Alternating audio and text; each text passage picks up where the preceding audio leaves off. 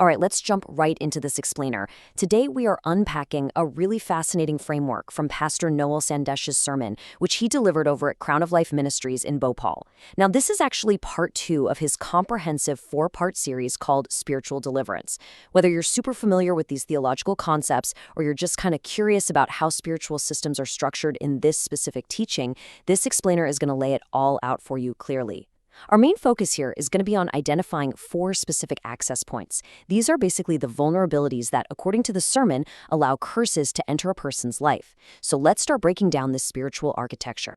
But first, we really have to start with the most foundational question of all: who actually needs deliverance? You might think it's just for those extreme movie-level dramatic situations, right? Well, according to the source material, the answer is actually way more practical than that. Anyone, literally anyone who is experiencing a persistent, unbreakable problem in their life needs it. We're talking about a vicious cycle of failure, sickness, or hardship that just won't lift no matter what you do. The sermon teaches that these unbreakable cycles are very often the physical manifestation of a spiritual curse at work behind the scenes. Now, to set the stage for this entire framework, Pastor Sandesh draws this super interesting contrast between 2 distinct areas of study. Look, we're all pretty familiar with theology, right? The study of religion and God. But to really grasp deliverance, the sermon points out that we have to look at the other side of the coin, which is demonology, the study of Satan and his activities. The teaching emphasizes that to truly protect yourself, you actually have to study Satan's system. You've got to understand the mechanics of how curses operate and, more importantly, how they gain the legal, spiritual access to attack us in the first place. So, here is our roadmap for today's explainer. We're going to briefly look at understanding true deliverance, and then we'll walk through the 4 specific spiritual checkpoints we'll use to diagnose our spiritual health today: broken covenants, ongoing disobedience, spiritual ignorance, and hidden pride. Starting with Section 1, understanding true spiritual deliverance and recognizing the need for it. The sermon stresses that a massive barrier to finding freedom is, honestly, just denial. It's refusing to accept that you even have a spiritual problem to begin with. You absolutely have to accept the reality of a spiritual curse before you can be freed from it. Moving right along to our first major checkpoint, Section 2, broken covenants. Let's look at how a broken covenant acts as a direct access point for a curse. Okay, so what's absolutely crucial here is understanding the sheer gravity of a covenant. In the original context, this is sometimes referred to as anuband. This isn't just a casual pinky promise, guys. As defined here, it's a system of agreement ratified by blood. The stakes are incredibly high. The source teaches that if the covenant is kept, it brings mutual advantages and immense blessings. But if it's violated, the consequences are severe. It is quite literally a legally binding spiritual contract. And this brilliantly illustrates the cost of breaking that contract. I mean, it is staggering when we look at biblical history. Walking from Egypt to Israel should have taken the Israelites a maximum of 15 days. Just 15 days. But instead, it took them 40 grueling years. Why? Well, it was because of their stubbornness, which led them to break their covenant with God. They refused to accept that they needed deliverance from their own stubborn nature, and that stubbornness turned a quick 2-week journey into a 4-decade curse, where an entire generation died in the desert. So, bringing it back to the modern believer who has accepted a new covenant with Jesus, the same spiritual rules of access still apply. Slipping into a sinful life essentially breaks that new covenant, and boom, it immediately hands Satan an open access point. Pastor Sandesh uses another biblical example to really drive this home. He talks about how when King Saul broke Israel's established covenant with the Gibeonites, it brought a severe 3-year famine on the entire land. It was only when King David stepped up, accepted that the sin had occurred, and actually sought deliverance that the curse was finally lifted. That brings us to checkpoint 3, ongoing disobedience, and how ignoring the rules completely compounds into a curse. A lot of folks tend to think, a little bit of disobedience is no big deal, God will overlook it.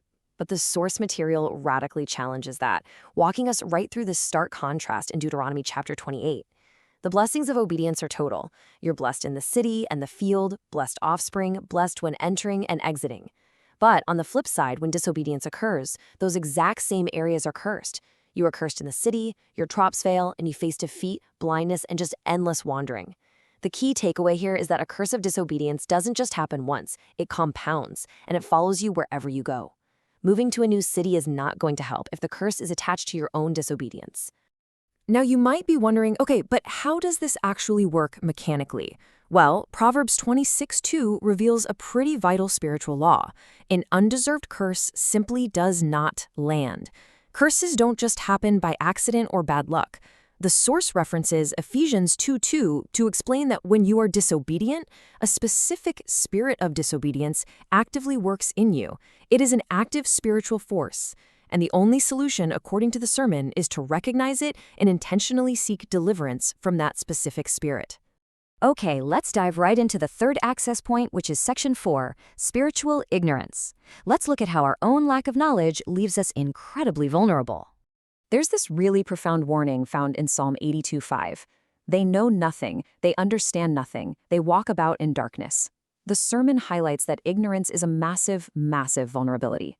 It reveals that even the sons of God will fall and be destroyed if they lack understanding, because they don't know the solution or because they fail to even recognize that a problem is spiritual in the first place. Their simple ignorance acts as a wide open door. It's a direct access point for curses to enter and just operate freely in their lives. And that leads us to our final and honestly perhaps the most subtle access point of them all. Section 5, hidden pride. This is arguably the most insidious spiritual trap, especially since it's the very sin that turned Lucifer into Satan. The really sneaky thing here is how easily pride just kind of slips in through common, everyday gateways. We aren't just talking about like cartoonish arrogance. The sermon warns that seemingly good, entirely innocent things can subtly warp into pride. You can develop superiority in your speech, or even become prideful about your own spiritual growth. Your natural skills and talents, your financial assets, your status, or even your ministry and achievements, they can all become gateways. The moment you start believing you're superior to others because of these things, you have just kicked open that fourth access point. To see the ultimate devastating consequence of unchecked pride, the sermon points to the climactic judgment against King Nebuchadnezzar from Daniel chapter 4.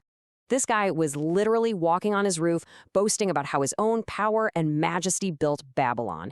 And bam, before the words even left his mouth, a voice from heaven decreed his downfall. He was driven away from humanity, forced to live with wild animals, and literally ate grass like an ox. His pride completely stripped him of his humanity until he finally acknowledged the true source of his power. So, what is the fix? This brings us to the ultimate solution presented in the sermon to close this dangerous access point. Everything you have is from God. Honor Him, be thankful, and whatever you do, do not let your blessings become pride. The source material is crystal clear on this. Your skills, your status, your wealth, they're all gifts. Recognizing God as the ultimate source of all your achievements and maintaining genuine gratitude is exactly how you slam the door shut on the spirit of pride and protect yourself. I want to wrap up this explainer by leaving you with a really provocative question that this whole framework asks. Is a spirit of pride working in you right now? Or maybe a spirit of disobedience? Are you suffering from spiritual ignorance? Or have you maybe broken a covenant? The framework laid out by Pastor Sandesh urges some really deep self-reflection. By accepting the problem and diagnosing our spiritual health against these 4 checkpoints, the sermon teaches that we can finally close those access points and step into true freedom. It's a genuinely fascinating look at the architecture of spiritual warfare. We'll see you next time as we continue to unpack more fascinating source materials together.